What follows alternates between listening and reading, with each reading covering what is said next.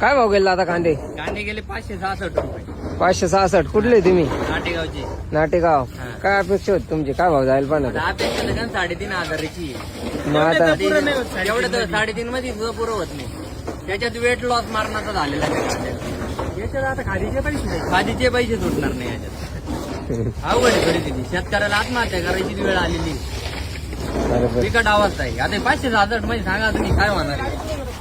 हा? वावर कोणी कांड्याने घेणार हा? ते 20,000 रुपये आपण कांड्याने वावर आहे. त्या काय ना पदरात पडतील. अहो, वाट्याने केलेले कांदे हे बटाईनी वावरवाल्याला काय द्यायचं आणि आम्ही काय घ्यायचं अशी परिस्थिती.